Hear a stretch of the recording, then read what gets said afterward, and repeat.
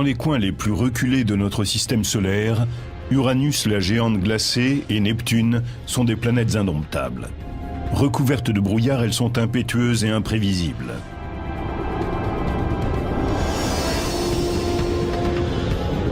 Sur Neptune, on trouve les vents les plus rapides du système solaire. Sans prévenir, son grand point noir apparaît ou disparaît. Uranus possède un grand nombre de lunes qui se pressent autour d'elle. Des collisions sont inévitables.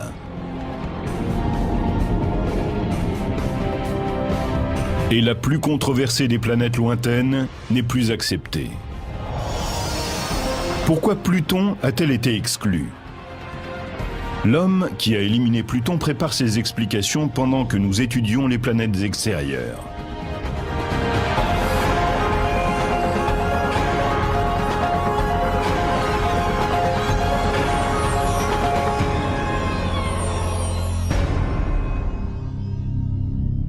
Voici l'homme qui a éliminé Pluton.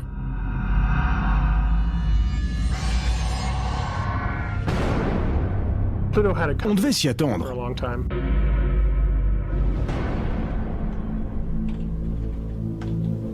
Chercheur à l'Institut californien de technologie, le Caltech, Michael Brown, après une série d'études, a supprimé Pluton de la liste, réduisant à 8 le nombre de planètes du système solaire. Pluton, petite planète glacée et isolée, n'avait aucune chance de survivre. Elle devait être supprimée. Et elle l'a été.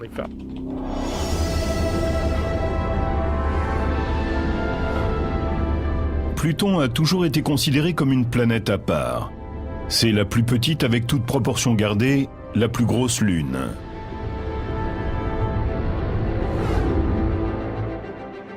Son orbite est la plus inclinée de toutes et la plus excentrée. Son orbite est ovoïdale. L'orbite de Pluton l'approche ou l'éloigne du Soleil, toujours très nettement. Pendant des décennies, telle une aiguille dans une botte de foin, elle avait échappé à la science. Neptune, la 8e planète du système solaire, fut découverte en 1846. Et les astronomes du début du siècle étaient certains qu'il en existait encore une. Percival Lowell lança la découverte de Pluton depuis son observatoire. Il pensait qu'une planète inconnue perturbait les orbites d'Uranus et de Neptune. Lowell meurt avant de l'avoir découverte, mais son assistant Clyde Tombaugh poursuit ses recherches.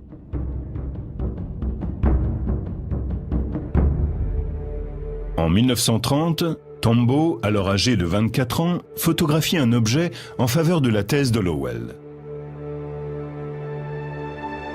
Ce résultat est révélé au monde entier et la planète reçoit officiellement le nom de Pluton. Pluton est-elle la planète inconnue ? Les experts objectent qu'elle est trop petite et que sa masse est trop faible pour perturber les orbites d'Uranus et de Neptune, ses voisines géantes. Depuis, les astronomes ont d'ailleurs prouvé que la fameuse planète inconnue n'existait pas. Ils s'étaient basés sur une mauvaise estimation de la masse de Neptune. Si Pluton n'est pas la planète inconnue, est-elle néanmoins une planète ? Une planète est d'abord quelque chose qui erre dans le ciel, c'est-à-dire qui est en mouvement par rapport aux étoiles. Pour les Grecs, la Lune était une planète, le Soleil aussi, mais pas la Terre. Bien sûr, quand on a su que la Terre tournait autour du Soleil et la Lune autour de la Terre, cette définition a évolué.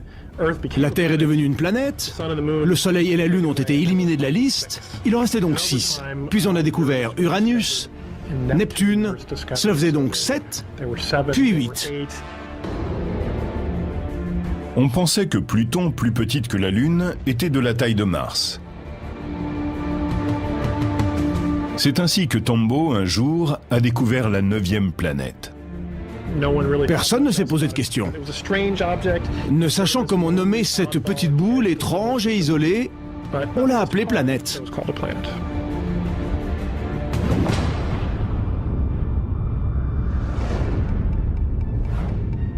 Très éloigné du Soleil, Pluton doit son nom au dieu romain des ténèbres.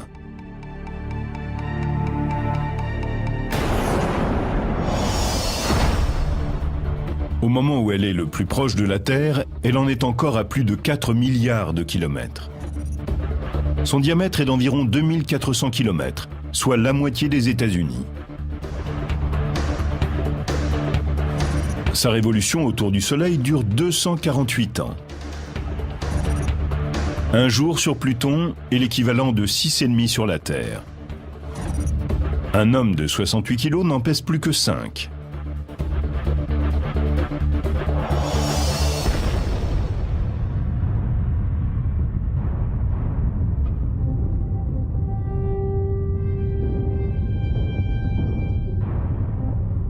La technologie actuelle nous renseigne peu sur la surface de Pluton.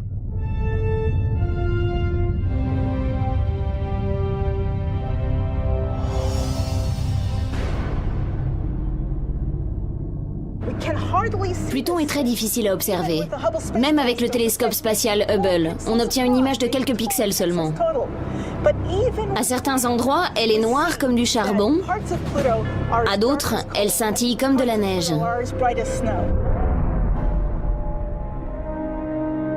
Même à distance, les experts peuvent mesurer sa composition.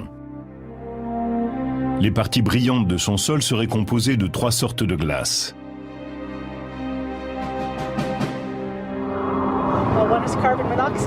Du monoxyde de carbone, du méthane et de l'azote, comme celui que nous respirons dans l'atmosphère. Les zones sombres doivent être des rochers. Les zones sombres sont sûrement des silicates, un peu comme les rochers chez nous. Il y a donc du silicone et de l'oxygène dedans.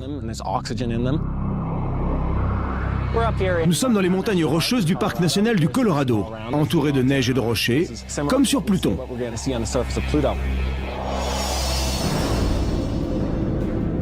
Sur Pluton, un promeneur découvrirait un endroit très sombre, malgré la neige. Pluton est 34 fois plus éloigné du Soleil que la Terre. Cela signifie que la lumière qu'il atteint est 1000 fois moins forte.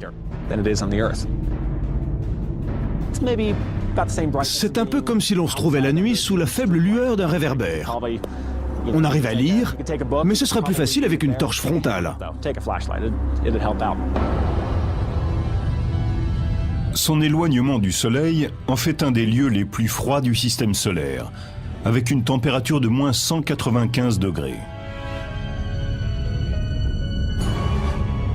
La gravité sur Pluton est beaucoup plus faible que sur Terre, en raison de sa petite taille et de sa densité.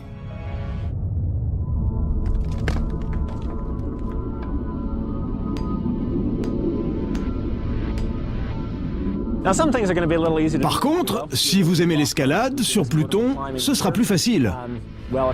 Exactement le contraire d'ici. Sur Pluton, la gravité est 15 fois plus faible que sur Terre. Debout sur Pluton, vous ne vous envolerez pas. Mais si vous faites de la varap, il vous faudra une corde, car votre chute serait considérablement accélérée. Alors n'oubliez pas de prendre une corde.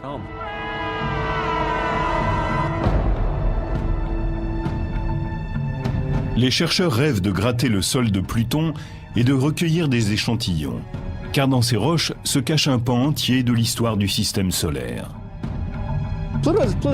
Pluton est intéressant. C'est notre meilleure machine à remonter le temps. Il nous montre comment était notre environnement il y a 4 milliards d'années. On y trouve le sol le plus ancien du système solaire.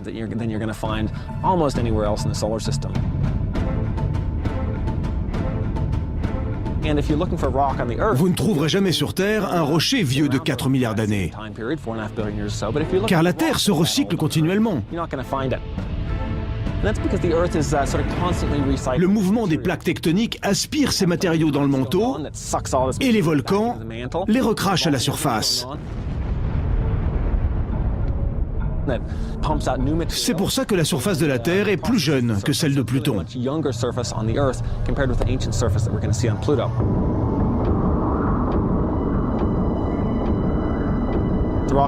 Les rochers sur lesquels nous sommes assis ont été recyclés par les hautes pressions. Sur Pluton, c'est plus primitif. Primitif, mais pas récent. Pluton est criblé de cratères. Ce sont les astéroïdes ou météorites qui, en touchant le sol, creusent ces cratères. Ces parcelles du système solaire n'ont pas réussi à fusionner pour former une planète. Sur Pluton, il n'y a ni atmosphère, ni glacier, ni vent, ni pluie, donc aucune érosion. On y trouve surtout de nombreux cratères formés par les impacts.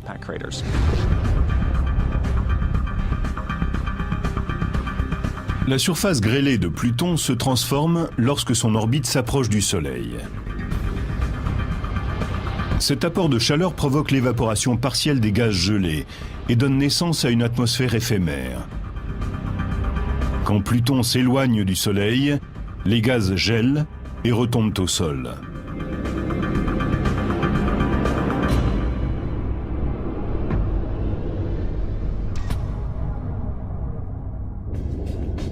Depuis plus de 75 ans, cet objet éloigné a été considéré comme la 9e planète. Pourquoi ce petit rocher glacé a-t-il été tellement controversé? Pourquoi Pluton a-t-elle été exclue du cercle très fermé des planètes du système solaire?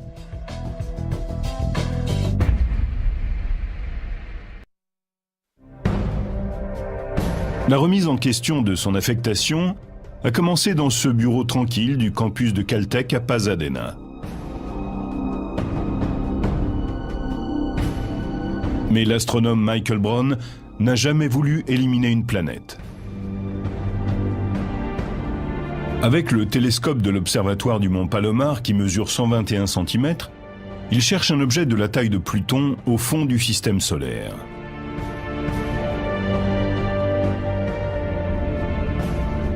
Et il finit par le trouver en 2005. Il découvre un objet plus gros que Pluton, avec sa propre lune, tous deux tournant autour du Soleil. J'étais en train de regarder des photos prises par le télescope quand je l'ai découverte. C'était excitant. Et d'après les calculs, elle était plus grande que Pluton. J'ai tout de suite attrapé le téléphone pour appeler ma femme et lui annoncer que j'avais trouvé une planète. Si depuis 75 ans, Pluton est reconnu comme une planète, pourquoi l'objet découvert par Michael Brown ne l'est-il pas lui aussi? J'ai pensé que c'était la 10e. Et longtemps, je l'ai décrite comme telle. C'était une planète et je pensais vraiment avoir découvert la 10e.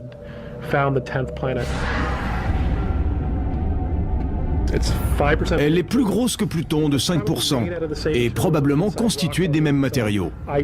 Des rochers à l'intérieur, de la glace à l'extérieur, avec une mince couche de givre qui s'évapore pour former une atmosphère éphémère, comme sur Pluton. Elle a un cycle lunaire de 16 ou 17 jours, comme Pluton. Et sur bien des points, elles se ressemblent comme des jumelles.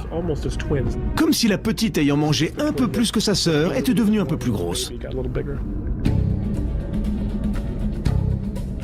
Michael Brown veut l'appeler Xena, comme la princesse guerrière d'une série télévisée. Mais c'est Eris, la déesse grecque de la discorde, qui est choisie. Ce nom est tout à fait approprié, car cette découverte déclenche une tempête dans la communauté astronomique.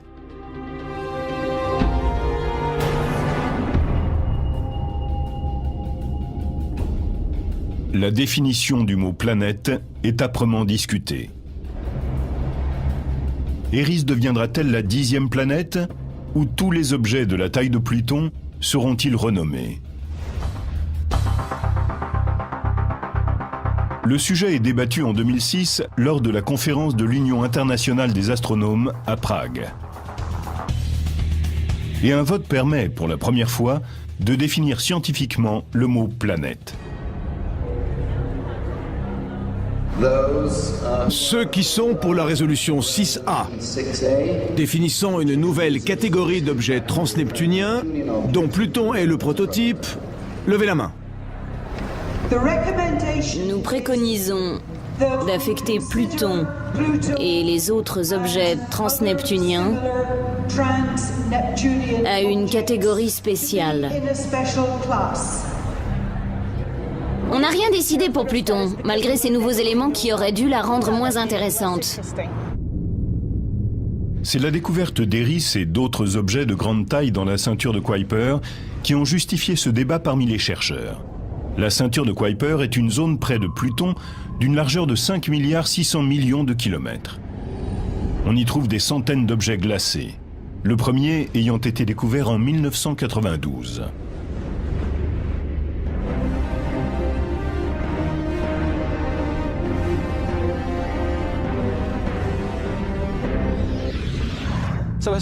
Traditionnellement, on croyait qu'aux limites du système solaire, il y avait Uranus et Neptune, les deux planètes gazeuses géantes. Et que juste derrière traînait Pluton, un peu en bordure de cadre. Avec tous les objets découverts dans la ceinture de Kuiper, on sait maintenant que Pluton est le premier de ces très nombreux objets glacés de petite taille.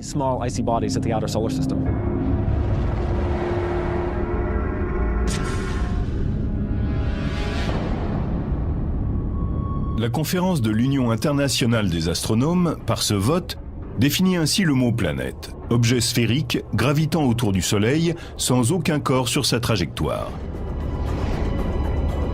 Comme autour de Pluton se trouve un certain nombre d'objets de la ceinture de Kuiper, cette définition écarte la découverte de Tombaugh.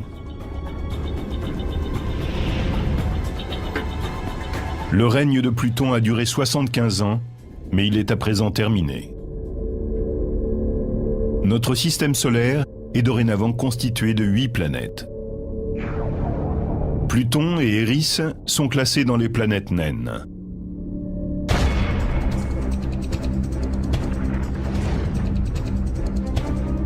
Les planètes naines sont comme les autres, mais elles ont d'autres corps sur leur trajectoire.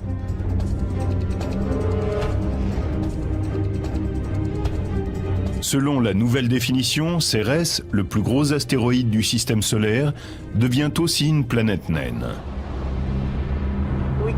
On utilise cette terminologie parce que le système solaire renferme plus de choses qu'on le pensait. C'est comme si on ne voyait qu'un gratte-ciel et que d'un seul coup, on découvrait toute la ville.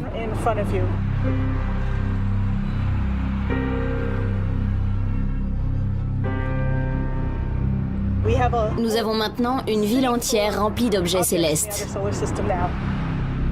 Par son vote, l'Union internationale des astronomes a voulu en finir avec le débat sur la définition du mot planète. Mais de nombreux chercheurs récusent ces conclusions. Certains astronomes veulent que Pluton reste une planète. Ils sont sur la brèche et profitent de toutes les occasions pour le faire savoir. Pour moi, Pluton est une planète. Qu'elle le soit ou non n'a pas tant d'importance. Fondamentalement, ce n'est pas un problème scientifique. Mais bizarrement, cette question de dénomination est devenue un sujet émergent de l'astronomie.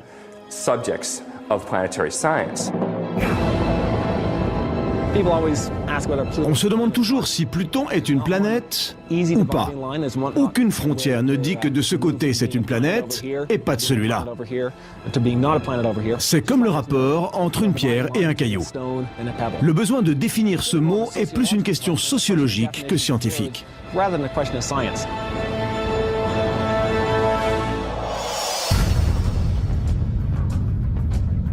Même si officiellement Pluton n'est plus une planète, son intérêt reste intact pour les scientifiques.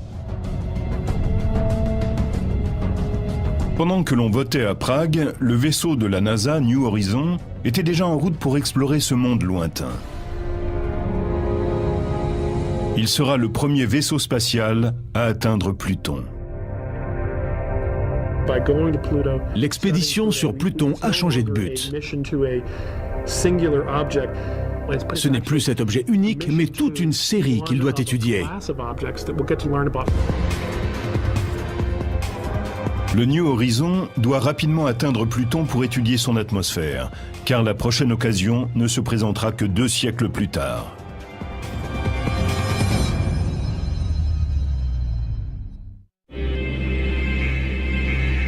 Le New Horizon a rendez-vous avec Pluton. Nous avons confirmation de la séparation du vaisseau.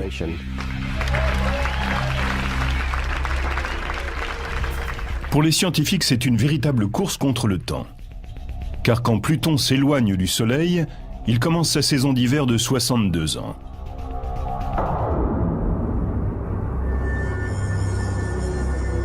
C'est alors que l'atmosphère de la planète naine gèle et retombe à la surface.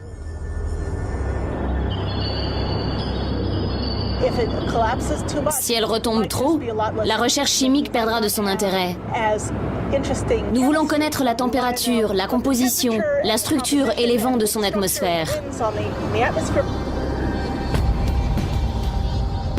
Pour être dans les temps, le New Horizon file à plus de 62 000 km/h, soit 19 km/s. À cette vitesse, on irait de Los Angeles à New York en 3 minutes et demie.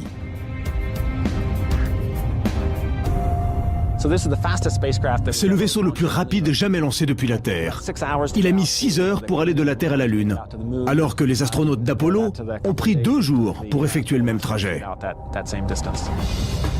Le New Horizon a dépassé Jupiter en 13 mois seulement. Mais le système solaire est si vaste qu'il atteindra Pluton dans 8 ans. Malgré son extrême rapidité, le New Horizon n'atteindra Pluton qu'en juillet 2015. Pluton est un grand mystère. C'est passionnant de savoir qu'un vaisseau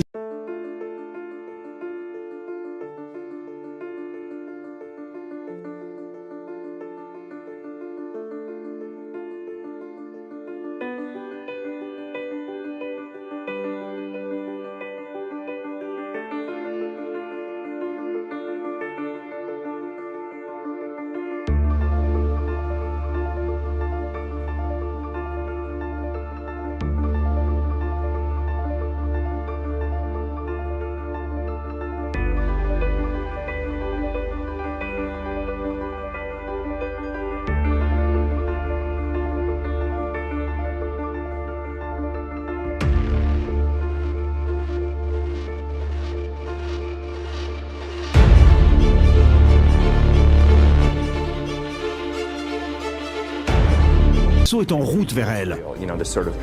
D'ici quelques années, nous aurons enfin des informations et des photos précises.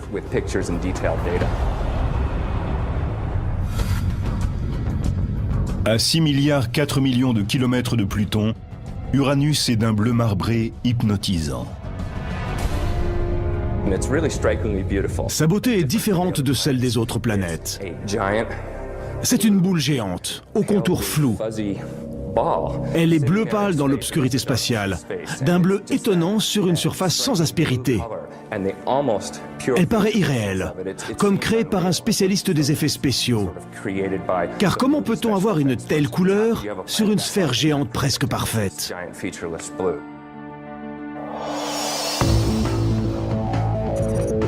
Uranus est à environ 3 milliards de kilomètres de la Terre. Son diamètre est de 53 000 km, 4 fois celui de la Terre. Elle effectue sa révolution autour du Soleil en 84 ans. Sur Uranus, une journée dure environ 17 heures. Un homme de 70 kg en pèsera 63 sur Uranus. Son nom vient du dieu grec du ciel. L'inclinaison quasi horizontale de son axe, à 98 degrés, fait que la planète semble rouler sur son orbite. Cela signifie qu'une partie de l'année, sur Uranus, un hémisphère regarde le Soleil alors que l'autre est dans l'ombre. La révolution d'Uranus étant de 84 ans, un pôle est face à la lumière pendant environ 40 ans, tandis que l'autre est dans le noir. C'est comme dans le cercle arctique, sauf que là, il s'agit de toute la planète. L'inclinaison est si forte que tout l'hémisphère nord est comme l'Arctique et tout l'hémisphère sud comme l'Antarctique. Uranus doit sa belle couleur au méthane qui absorbe les longueurs d'onde rouges et oranges des rayons du Soleil et reflète les bleus et les verts.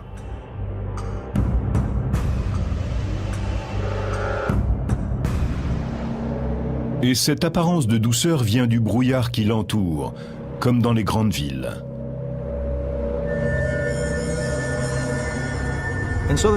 En Californie du Sud, nous sommes habitués au brouillard produit par photosynthèse et qui donne cette atmosphère brumeuse. C'est ainsi que naît aussi l'atmosphère de la géante aux 4 gaz, Uranus. Dans cette sphère, il y a du méthane et un gaz naturel volatile que le Soleil transforme en particules complexes qui deviennent du brouillard. C'est pour cela que la planète a cet aspect flou. Pour les experts, Uranus et sa voisine Neptune sont nés de la même façon. Comme toute planète en formation, Jupiter et Saturne ont assemblé un maximum de substances pour former des géantes gazeuses.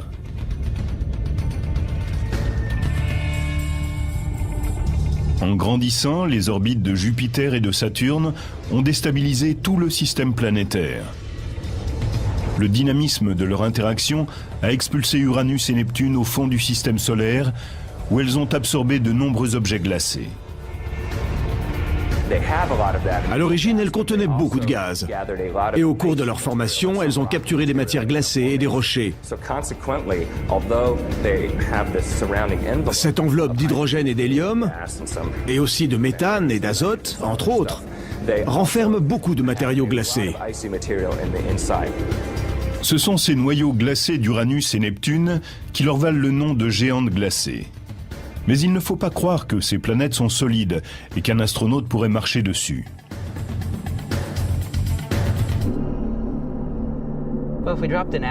Si on envoyait un astronaute ou une sonde sur Uranus ou Neptune, il y aurait un problème, car la surface n'est pas assez solide pour qu'ils tiennent dessus.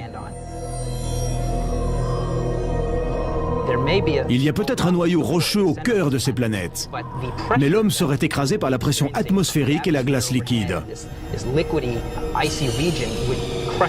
Il devrait supporter une pression 1 million de fois plus forte que sur Terre. Il serait écrasé bien avant d'atteindre le sol. À côté des cycles météorologiques chaotiques des autres géantes gazeuses, Uranus est bien calme et l'on sait pourquoi. Parmi les planètes gazeuses, Uranus est la seule à avoir un noyau glacé. Sur Jupiter, Saturne et Neptune, la chaleur monte des profondeurs, participant à la circulation des fluides.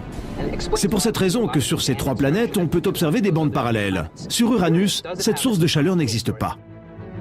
Uranus est la première planète découverte par l'astronome William Herschel grâce à un télescope en 1781.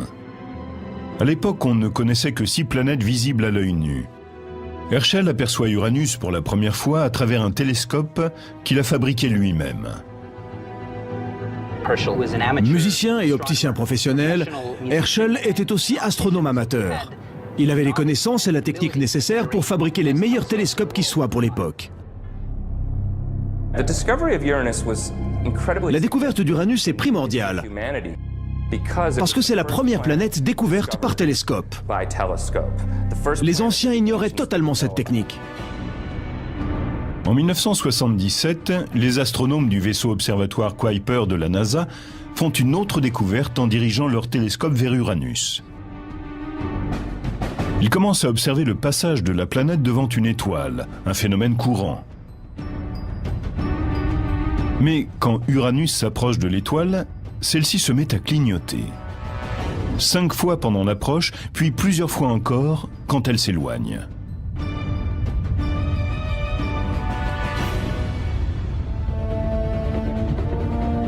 Quelle est la cause de ce phénomène? L'étoile clignotante passe derrière 5 anneaux, ce qui n'a été observé que sur Saturne.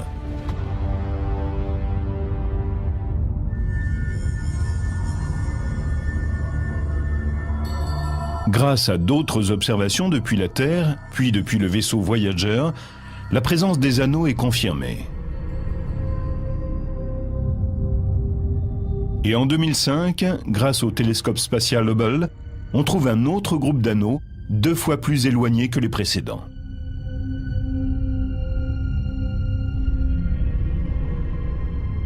Contrairement aux anneaux glacés et épais de Saturne, ceux d'Uranus sont fins et légers. Ils sont composés de poussière et de cailloux noirs. On dirait que certains de ces anneaux ont été créés par l'impact d'un météore ou d'une comète, avec l'une des 27 lunes. Les anneaux internes pourraient résulter des collisions des lunes entre elles, notamment avec la 13e.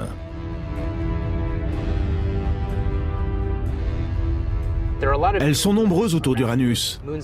Très petites, leurs cycles sont très rapides, d'environ 24 heures. D'autres lunes filent autour d'Uranus en 12 heures seulement. Notre cycle lunaire est de 28 jours, sachant que la Terre est 4 fois plus petite. Les lunes d'Uranus foncent comme des bolides autour de la planète. Tôt ou tard, une collision est inévitable.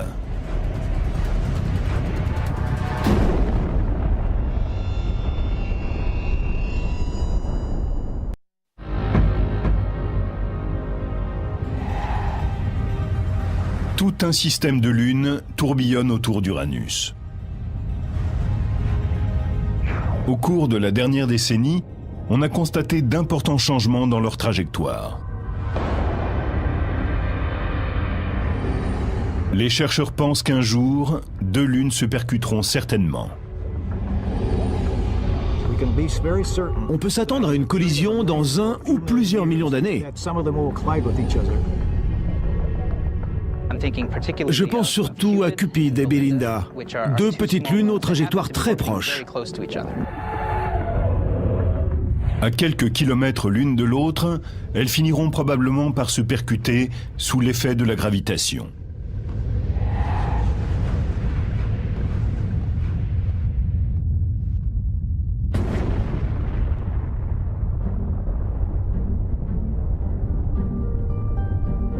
Ce sera un mauvais jour pour elles, mais un événement intéressant pour le système des anneaux. Ces débris créeront peut-être un nouvel anneau autour d'Uranus. Au fond du système solaire, Uranus se partage l'espace avec sa sœur, Neptune.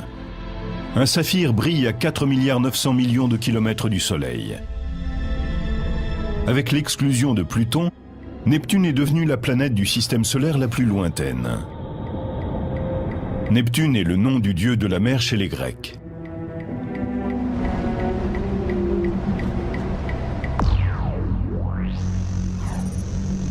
Elle se trouve à 4,3 milliards de kilomètres de la Terre.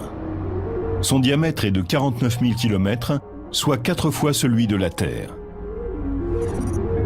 Un an sur Neptune équivaut à 165 ans sur Terre.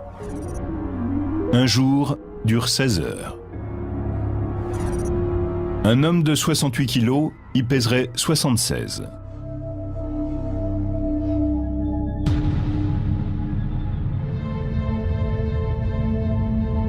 Comme toutes les planètes extérieures, Neptune tourne plus vite que la Terre. Sa rotation rapide favorise les vents violents.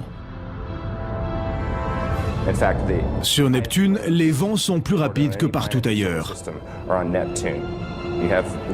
Les vents vont parfois à plus de 1600 km/h et fréquemment à 1200 km/h. On ne sait pas pourquoi. C'est un mystère. Les spécialistes se demandent pourquoi la vitesse des vents sur Neptune est plus forte que sur les autres planètes. Ils sont 3 fois plus rapides que les turbulences de la grande tache rouge de Jupiter.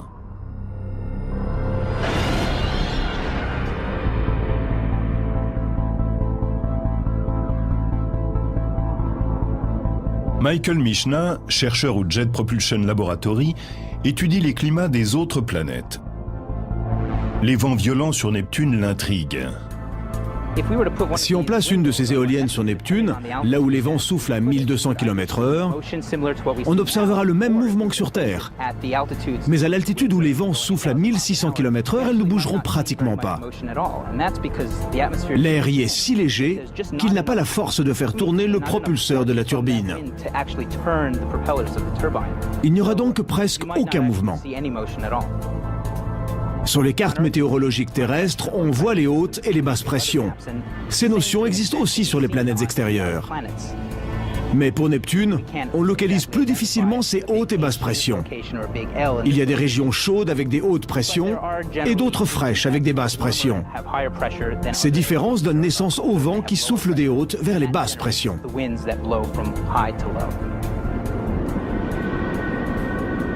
Un vent se forme lorsqu'une source d'énergie chauffe l'air. Sur Terre, c'est le Soleil. Mais Neptune, la planète balayée par les vents, est 30 fois plus éloignée du Soleil que la Terre, et elle ne récupère qu'un 9/100e de l'énergie solaire, ce qui est insuffisant pour déclencher des vents aussi violents. Les chercheurs pensent que Neptune puise son énergie à l'intérieur. Grâce à Voyager 2, on sait qu'elle dégage autant d'énergie de l'intérieur qu'elle en reçoit du Soleil. Si l'on compare avec les autres planètes, c'est ici que l'on observe le rapport le plus important entre les échanges d'énergie. Neptune possède de nombreuses sources de chaleur. Elles proviennent de la radioactivité de ses matériaux internes et de processus chimiques. Pourquoi Neptune dégage-t-elle autant de chaleur? C'est un mystère. Pour certains, c'est parce que la planète est toujours en formation. Les gaz, en tombant vers le centre, se condensent sous l'effet de la gravité et libèrent de la chaleur.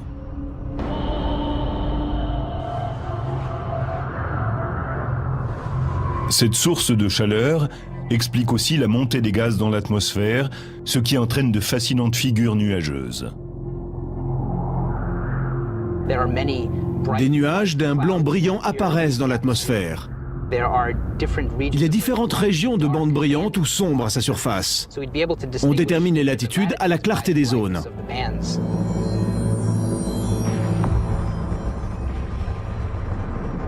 Pour les experts, la composition des nuages est à l'origine des formes dessinées par les bandes.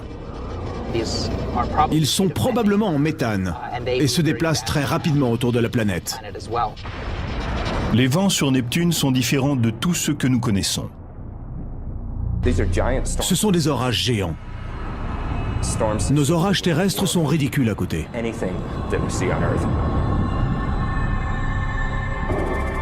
En 1989, Voyager 2 a pris la photo d'un orage géant sur Neptune qui a bouleversé les astronomes de la mission. Un grand point sombre sur son hémisphère sud. Étiré sur 13 000 km, il est assez grand pour contenir la Terre en son centre. L'orage ressemble au gros point rouge de Jupiter. Le gros point rouge est un énorme anticyclone alimenté par plusieurs petits orages qui le maintiennent en vie. Sinon, il meurt. Concernant le grand point sombre, nous pensons qu'il s'agit d'une instabilité atmosphérique, ballottée par des courants très rapides.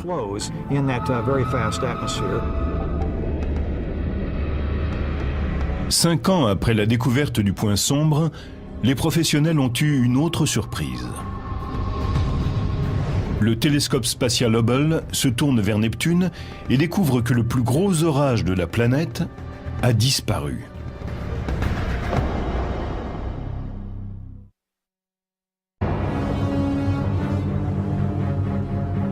Qu'est-il arrivé à la tache sombre de Neptune?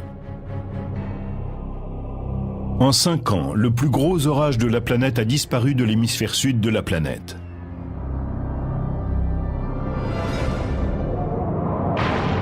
Mais cela ne signifie pas la fin des orages géants sur Neptune. Les astronomes, grâce au télescope Hubble, ont remarqué un nouveau point sombre. Cette fois-ci, dans l'hémisphère nord. Sur Neptune, ces grandes taches visibles au télescope, ou grâce au vaisseau spatial, apparaissent et disparaissent sur de courtes périodes. Alors que le point rouge de Jupiter est là depuis plus de 300 ans. Ces orages éphémères sont étranges.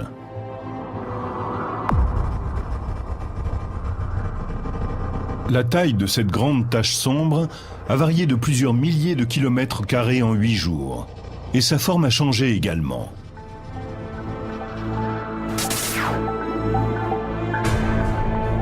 Les mouvements irréguliers, disparitions et réapparitions des orages sur Neptune en font le phénomène le plus imprévisible du système solaire.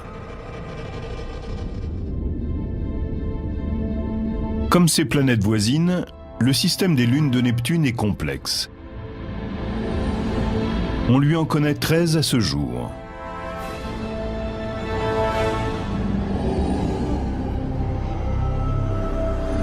Certaines pourraient être d'origine extrasolaire.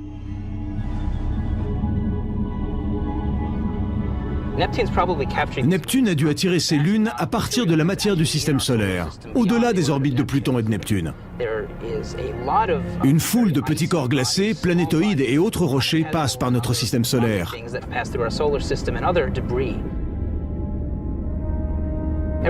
De temps à autre, ils s'entrechoquent et leurs fragments sont projetés à travers le système solaire.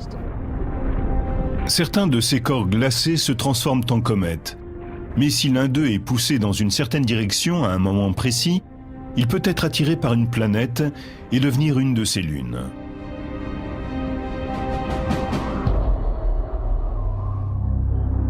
Triton, la plus grosse lune de Neptune, est de la taille de celle de la Terre. C'est l'objet le plus froid jamais observé par les astronomes, plus froid même que Pluton. À moins 198 degrés, l'azote devrait être à l'état gazeux. Or, il forme une calotte glacée aux deux pôles de cette lune. Avec sa surface très réfléchissante, Triton est particulièrement froide. La lumière qui touche sa surface est renvoyée à environ 70%. Comme elle absorbe très peu de lumière, elle est très froide. Triton aurait la même composition que Pluton. Son sol est glacé. Les panaches des volcans à sa surface sont assez fascinants. On les a vus jaillir en temps réel, lorsque le vaisseau voyageur a longé Neptune et Triton. Les volcans de Triton ressemblent à des geysers. Ils crachent un mélange d'azote liquide, de méthane et d'ammoniac. Dans cette atmosphère légère, ces éruptions gèlent dès leur jaillissement. Elles s'élèvent jusqu'à 8 km de haut. Une fois dans l'air, la glace peut être transportée sur des kilomètres, puis elle retombe en neige.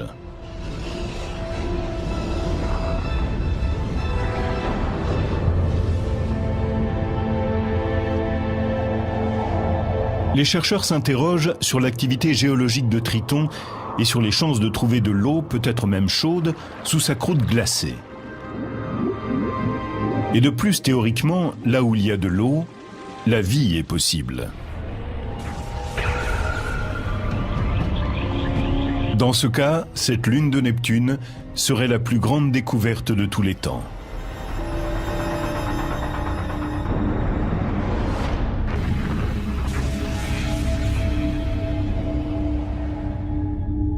Mais entre les travaux en cours et la durée des voyages, on retournera sur Uranus ou Neptune dans seulement 20 ans. Y retourner n'est pas à l'ordre du jour. Avec Voyager, un premier survol rapide nous a fait découvrir beaucoup de choses, mais c'est insuffisant. Il faut poursuivre les investigations. Entre-temps, les spécialistes sont concentrés sur le New Horizon, qui file vers Pluton comme Voyager. À bord, en plus d'une multitude d'instruments scientifiques, il y a une urne funéraire avec les cendres de celui qui a découvert Pluton, Clyde Tombaugh, mort en 1997 à 97 ans. Même si je ne participe pas à la mission New Horizons, je la trouve passionnante. Nous ignorons totalement à quoi peut ressembler le sol de Pluton. C'est pour cela que la série de photos en gros plan est très importante. C'est en envoyant des vaisseaux, des sondes et des télescopes aux confins du système solaire qu'on déchiffre l'univers.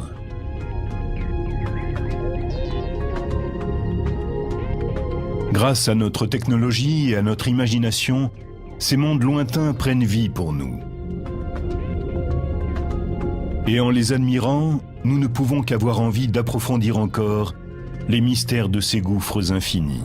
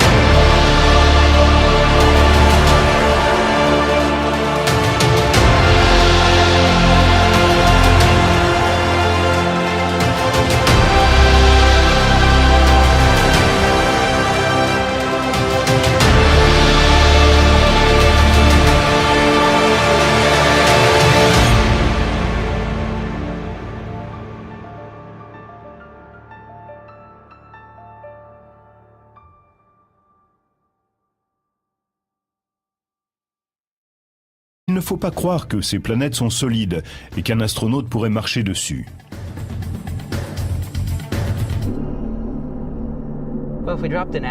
Si on envoyait un astronaute ou une sonde sur Uranus ou Neptune, il y aurait un problème, car la surface n'est pas assez solide pour qu'ils tiennent dessus. Il y a peut-être un noyau rocheux au cœur de ces planètes, mais l'homme serait écrasé par la pression atmosphérique et la glace liquide. Il devrait supporter une pression 1 million de fois plus forte que sur Terre. Il serait écrasé bien avant d'atteindre le sol. À côté des cycles météorologiques chaotiques des autres géantes gazeuses, Uranus est bien calme et l'on sait pourquoi. Parmi les planètes gazeuses, Uranus est la seule à avoir un noyau glacé. Sur Jupiter, Saturne et Neptune, la chaleur monte des profondeurs, participant à la circulation des fluides. C'est pour cette raison que sur ces 3 planètes, on peut observer des bandes parallèles. Sur Uranus, cette source de chaleur n'existe pas.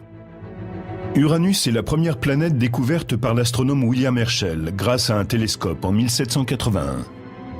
À l'époque, on ne connaissait que 6 planètes visibles à l'œil nu. Herschel aperçoit Uranus pour la première fois à travers un télescope qu'il a fabriqué lui-même. Musicien et opticien professionnel, Herschel était aussi astronome amateur. Il avait les connaissances et la technique nécessaires pour fabriquer les meilleurs télescopes qui soient pour l'époque. La découverte d'Uranus est primordiale, parce que c'est la première planète découverte par télescope. Les anciens ignoraient totalement cette technique. En 1977, les astronomes du vaisseau observatoire Kuiper de la NASA font une autre découverte en dirigeant leur télescope vers Uranus. Ils commencent à observer le passage de la planète devant une étoile, un phénomène courant. Mais quand Uranus s'approche de l'étoile, celle-ci se met à clignoter. 5 fois pendant l'approche, puis plusieurs fois encore quand elle s'éloigne.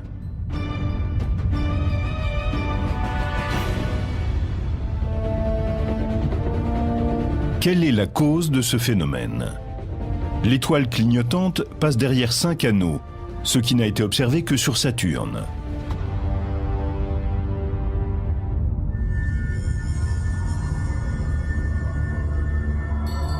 Grâce à d'autres observations depuis la Terre, puis depuis le vaisseau Voyager, la présence des anneaux est confirmée.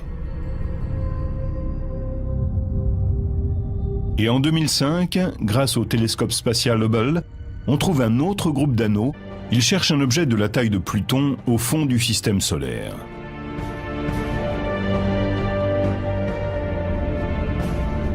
Et il finit par le trouver en 2005. Il découvre un objet plus gros que Pluton, avec sa propre lune, tous deux tournant autour du Soleil. J'étais en train de regarder des photos prises par le télescope quand je l'ai découverte. C'était excitant. Et d'après les calculs, elle était plus grande que Pluton. J'ai tout de suite attrapé le téléphone pour appeler ma femme et lui annoncer que j'avais trouvé une planète. Si depuis 75 ans, Pluton est reconnu comme une planète, pourquoi l'objet découvert par Michael Brown ne l'est-il pas lui aussi? J'ai pensé que c'était la 10e. Et longtemps, je l'ai décrite comme telle. C'était une planète et je pensais vraiment avoir découvert la 10e.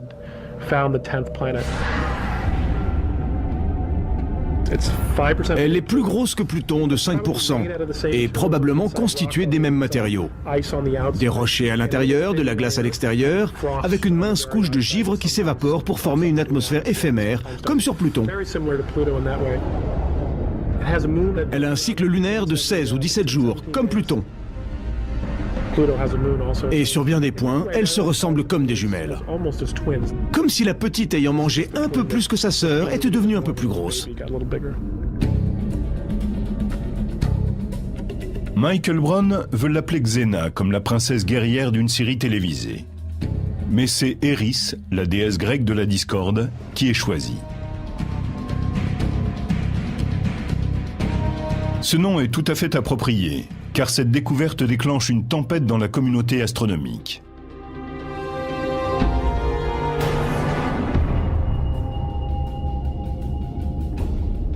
La définition du mot planète est âprement discutée. Eris deviendra-t-elle la 10e planète, ou tous les objets de la taille de Pluton seront-ils renommés?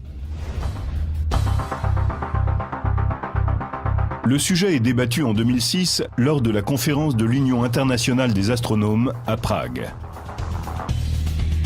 Et un vote permet, pour la première fois, de définir scientifiquement le mot planète. Ceux qui sont pour la résolution 6A, définissant une nouvelle catégorie d'objets transneptuniens, dont Pluton est le prototype, levez la main. Nous préconisons d'affecter Pluton et les autres objets transneptuniens à une catégorie spéciale.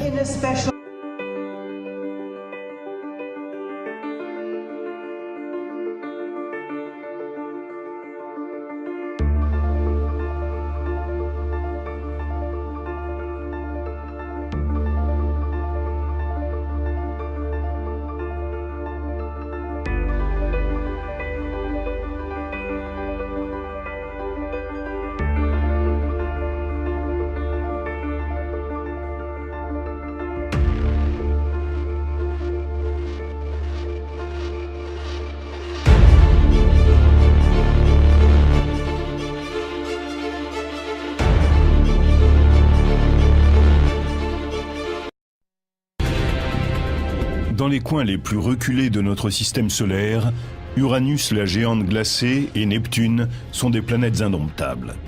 Recouvertes de brouillard, elles sont impétueuses et imprévisibles.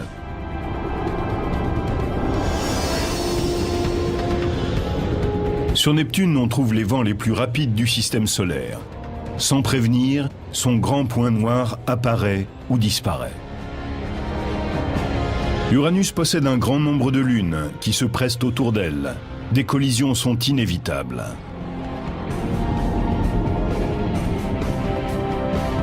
Et la plus controversée des planètes lointaines n'est plus acceptée. Pourquoi Pluton a-t-elle été exclue ? L'homme qui a éliminé Pluton prépare ses explications pendant que nous étudions les planètes extérieures.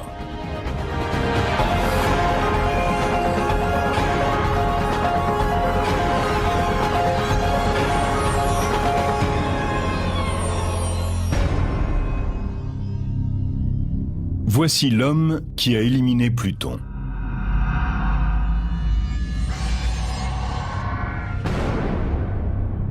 On devait s'y attendre.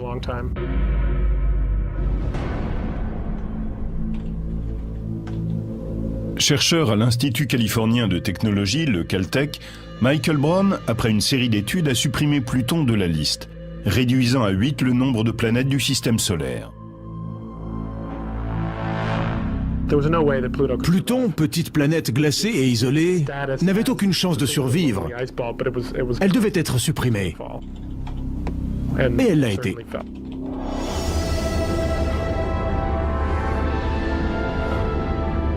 Pluton a toujours été considéré comme une planète à part.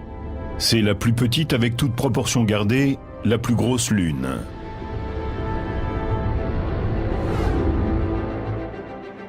Son orbite est la plus inclinée de toutes et la plus excentrée.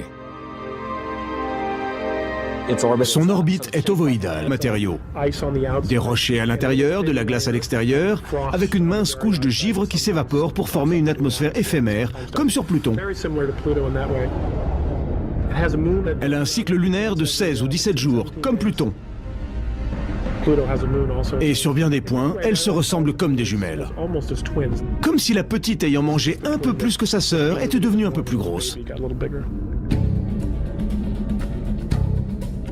Michael Brown veut l'appeler Xena, comme la princesse guerrière d'une série télévisée. Mais c'est Eris, la déesse grecque de la discorde, qui est choisie. Ce nom est tout à fait approprié, car cette découverte déclenche une tempête dans la communauté astronomique.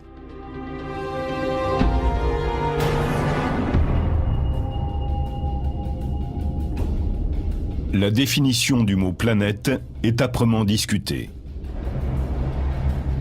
Eris deviendra-t-elle la 10e planète, ou tous les objets de la taille de Pluton seront-ils renommés? Le sujet est débattu en 2006 lors de la conférence de l'Union internationale des astronomes à Prague. Et un vote permet, pour la première fois, de définir scientifiquement le mot planète. Ceux qui sont pour la résolution 6A, définissant une nouvelle catégorie d'objets transneptuniens, dont Pluton est le prototype, levez la main. Nous préconisons d'affecter Pluton et les autres objets transneptuniens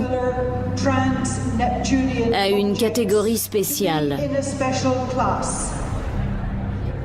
On n'a rien décidé pour Pluton, malgré ces nouveaux éléments qui auraient dû la rendre moins intéressante. C'est la découverte d'Eris et d'autres objets de grande taille dans la ceinture de Kuiper qui ont justifié ce débat parmi les chercheurs.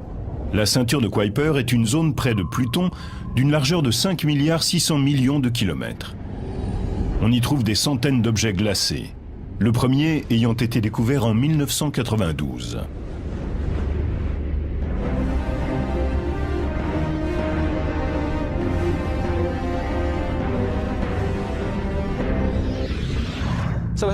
Traditionnellement, on croyait qu'aux limites du système solaire, il y avait Uranus et Neptune, les deux planètes gazeuses géantes. Et que juste derrière traînait Pluton, un peu en bordure de cadre. Avec tous les objets découverts dans la ceinture de Kuiper, On sait maintenant que Pluton est le premier de ces très nombreux objets glacés de petite taille.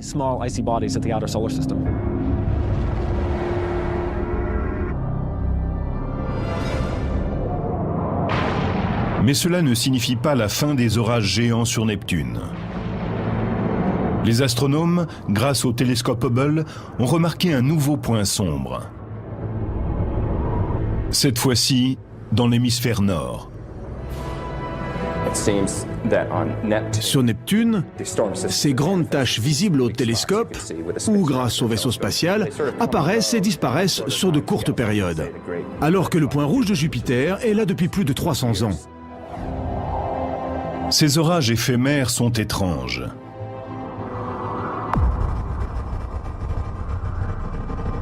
La taille de cette grande tache sombre a varié de plusieurs milliers de kilomètres carrés en 8 jours. Et sa forme a changé également.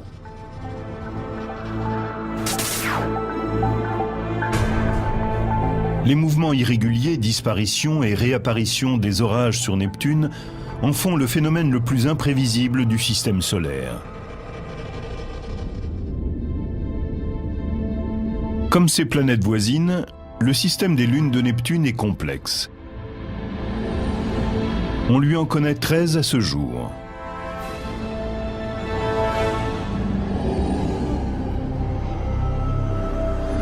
Certaines pourraient être d'origine extrasolaire.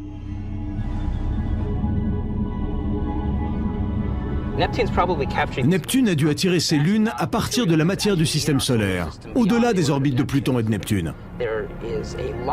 Une foule de petits corps glacés, planétoïdes et autres rochers passent par notre système solaire.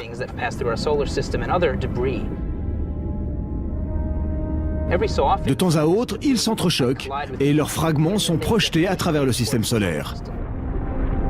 Certains de ces corps glacés se transforment en comètes. Mais si l'un d'eux est poussé dans une certaine direction à un moment précis, il peut être attiré par une planète et devenir une de ses lunes.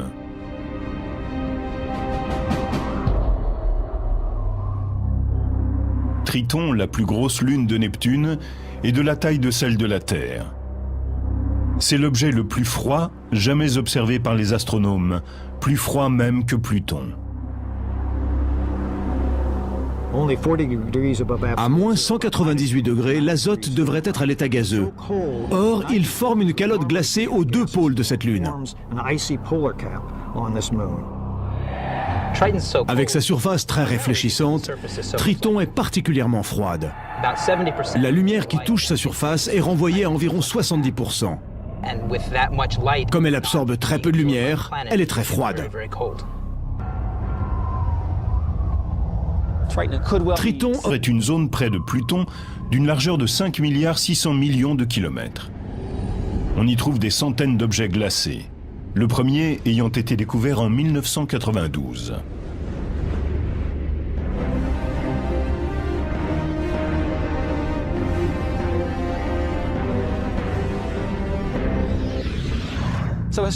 Traditionnellement, on croyait qu'aux limites du système solaire, il y avait Uranus et Neptune, les deux planètes gazeuses géantes.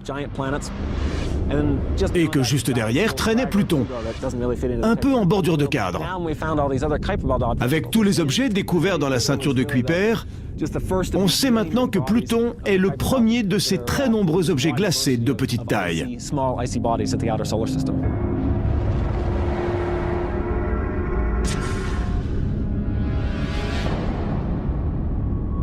La conférence de l'Union internationale des astronomes, par ce vote, définit ainsi le mot planète, objet sphérique gravitant autour du Soleil sans aucun corps sur sa trajectoire. Comme autour de Pluton se trouve un certain nombre d'objets de la ceinture de Kuiper, cette définition écarte la découverte de Tombaugh. Le règne de Pluton a duré 75 ans, mais il est à présent terminé. Notre système solaire est dorénavant constitué de 8 planètes. Pluton et Eris sont classés dans les planètes naines.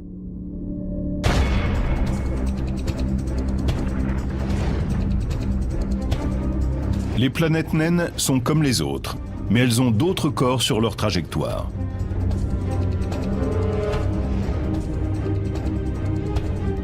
Selon la nouvelle définition, Cérès, le plus gros astéroïde du système solaire, devient aussi une planète naine. On utilise cette terminologie parce que le système solaire renferme plus de choses qu'on le pensait. C'est comme si on ne voyait qu'un gratte-ciel et que d'un seul coup, on découvrait toute la ville.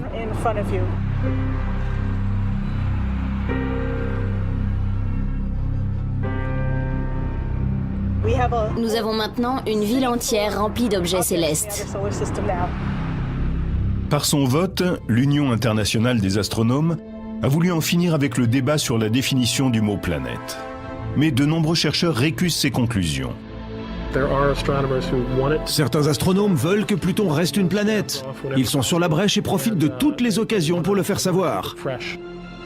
Pour moi, Pluton est une planète. Qu'elle le soit ou non n'a pas tant d'importance. Fondamentalement, ce n'est pas un problème scientifique. Mais bizarrement, cette question de dénomination est devenue un sujet émergent de l'astronomie. Voici l'homme qui a éliminé Pluton.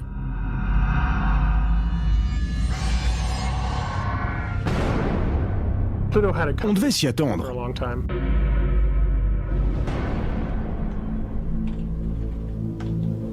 Chercheur à l'Institut californien de technologie, le Caltech, Michael Brown, après une série d'études, a supprimé Pluton de la liste, réduisant à 8 le nombre de planètes du système solaire. Pluton, petite planète glacée et isolée, n'avait aucune chance de survivre. Elle devait être supprimée. Et elle l'a été.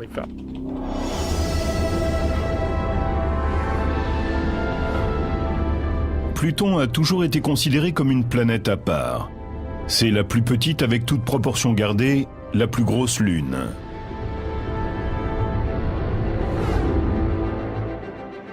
Son orbite est la plus inclinée de toutes et la plus excentrée. Son orbite est ovoïdale.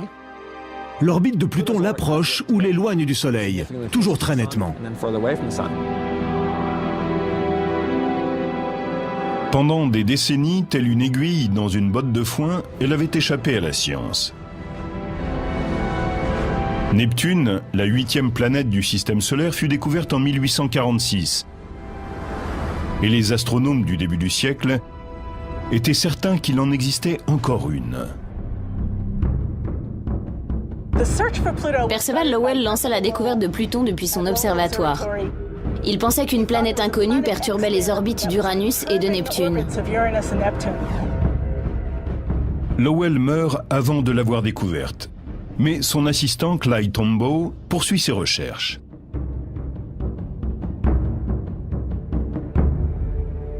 En 1930, Tombaugh, alors âgé de 24 ans, photographie un objet en faveur de la thèse de Lowell.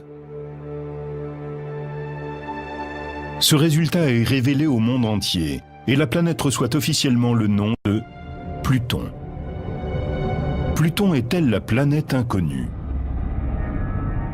Les experts objectent qu'elle est trop petite et que sa masse est trop faible pour perturber les orbites d'Uranus et de Neptune, ses voisines géantes.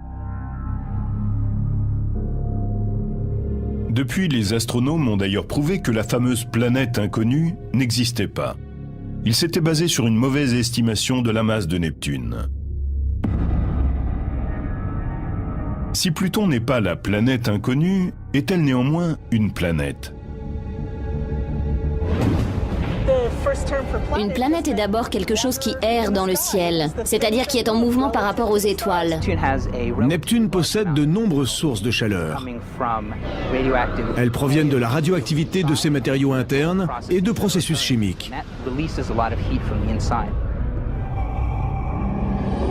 Pourquoi Neptune dégage-t-elle autant de chaleur? C'est un mystère. Pour certains, c'est parce que la planète est toujours en formation. Les gaz, en tombant vers le centre, se condensent sous l'effet de la gravité et libèrent de la chaleur.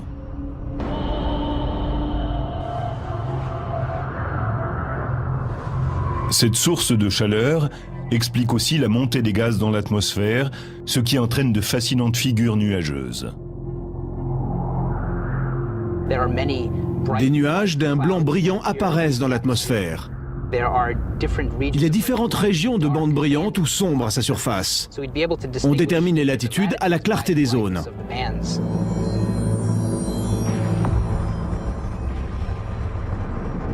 Pour les experts, la composition des nuages est à l'origine des formes dessinées par les bandes.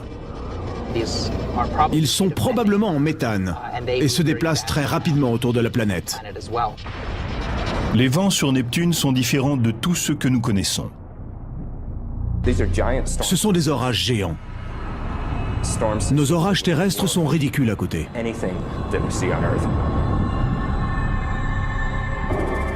En 1989, Voyager 2 a pris la photo d'un orage géant sur Neptune qui a bouleversé les astronomes de la mission.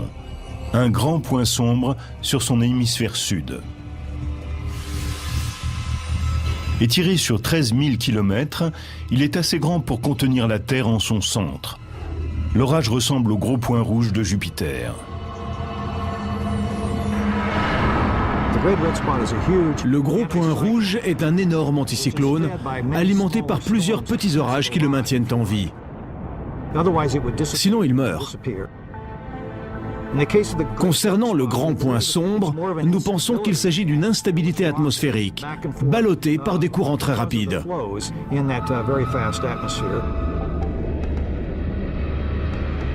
5 ans après la découverte du point sombre, les professionnels ont eu une autre surprise. Le télescope spatial Hubble se tourne vers Neptune et découvre que le plus gros orage de la planète a disparu.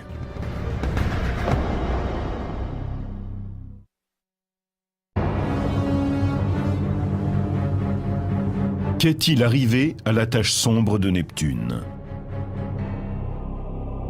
En 5 ans, le plus gros orage de la planète a disparu de l'hémisphère sud de la planète. Alors que le point rouge de Jupiter est là depuis plus de 300 ans. Ces orages éphémères sont étranges.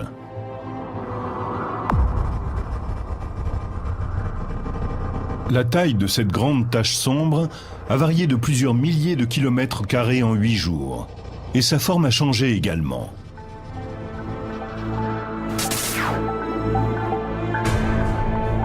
Les mouvements irréguliers, disparition et réapparition des orages sur Neptune en font le phénomène le plus imprévisible du système solaire. Comme ses planètes voisines, le système des lunes de Neptune est complexe. On lui en connaît 13 à ce jour.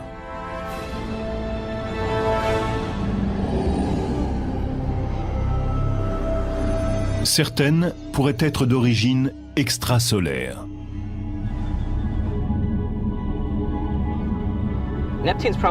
Neptune a dû attirer ses lunes à partir de la matière du système solaire, au-delà des orbites de Pluton et de Neptune.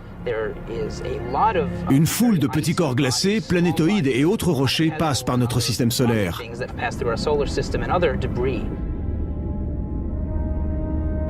De temps à autre, ils s'entrechoquent et leurs fragments sont projetés à travers le système solaire. Certains de ces corps glacés se transforment en comètes.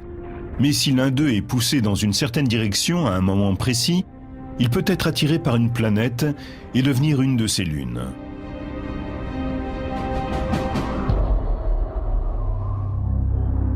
Triton, la plus grosse lune de Neptune, est de la taille de celle de la Terre. C'est l'objet le plus froid jamais observé par les astronomes, plus froid même que Pluton. À moins 198 degrés, l'azote devrait être à l'état gazeux. Or, il forme une calotte glacée aux deux pôles de cette lune. Avec sa surface très réfléchissante, Triton est particulièrement froide. La lumière qui touche sa surface est renvoyée à environ 70%. Comme elle absorbe très peu de lumière, elle est très froide. Triton aurait la même composition que Pluton. Son sol est glacé. Les panaches des volcans à sa surface sont assez fascinants. On les a vus jaillir en temps réel, lorsque le vaisseau voyageur a longé Neptune et Triton. Les volcans de Triton ressemblent à des geysers. il crache un mélange d'azote liquide, de méthane et d'ammoniac. Dans cette atmosphère légère, ces éruptions Gergeantes de l'astronomie. Subjects of planetary science. On se demande toujours si Pluton est une planète ou pas. Aucune frontière ne dit que de ce côté c'est une planète et pas de celui-là. C'est comme le rapport entre une pierre et un caillou. Le besoin de définir ce mot est plus une question sociologique que scientifique.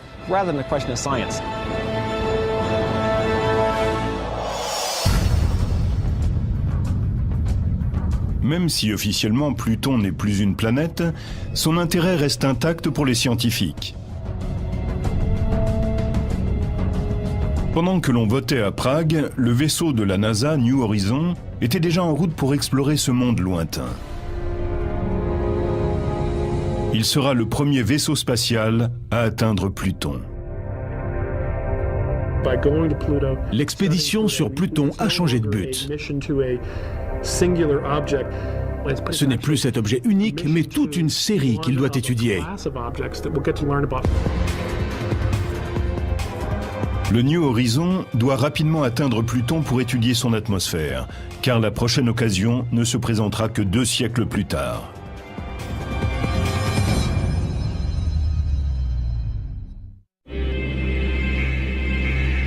Le New Horizon a rendez-vous avec Pluton. Nous avons confirmation de la séparation du vaisseau.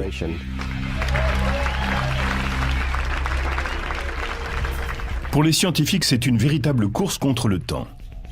Car quand Pluton s'éloigne du Soleil, il commence sa saison d'hiver de 62 ans.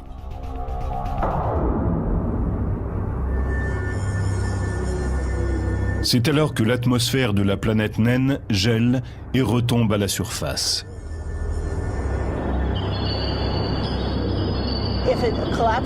Si elle retombe trop, la recherche chimique perdra de son intérêt.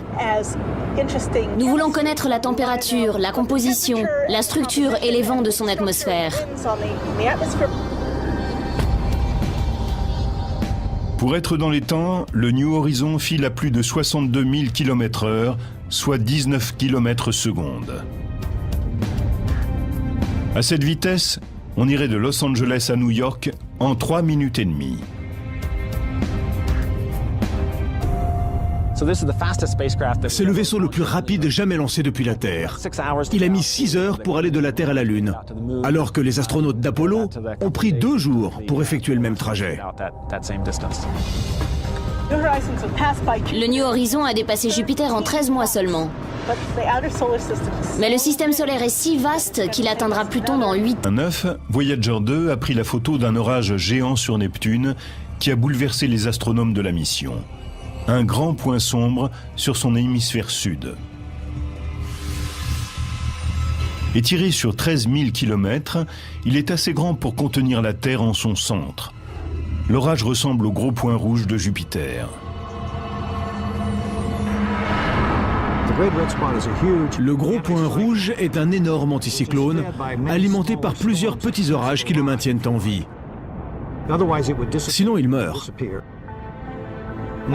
Concernant le grand point sombre, nous pensons qu'il s'agit d'une instabilité atmosphérique, ballottée par des courants très rapides.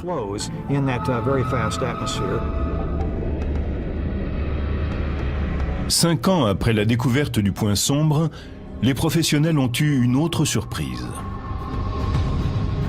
Le télescope spatial Hubble se tourne vers Neptune et découvre que le plus gros orage de la planète a disparu.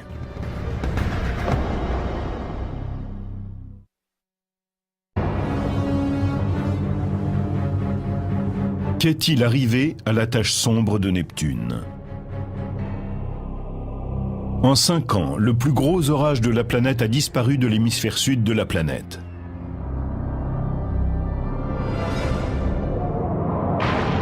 Mais cela ne signifie pas la fin des orages géants sur Neptune. Les astronomes, grâce au télescope Hubble, ont remarqué un nouveau point sombre. Cette fois-ci, dans l'hémisphère nord. It seems that on Neptune, Sur Neptune, the storm system, ces grandes taches visibles au télescope ou grâce au vaisseau spatial apparaissent et disparaissent sur de courtes périodes, alors que le point rouge de Jupiter est là depuis plus de 300 ans. Ces orages éphémères sont étranges.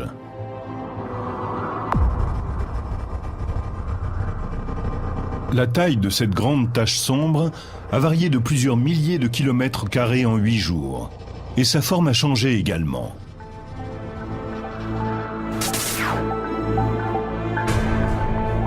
Les mouvements irréguliers, disparition et réapparition des orages sur Neptune en font le phénomène le plus imprévisible du système solaire.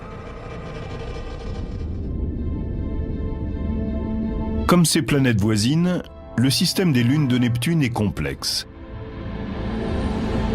On lui en connaît 13 à ce jour.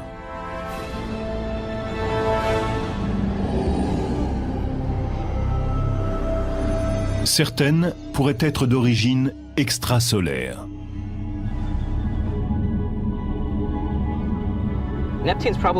Neptune a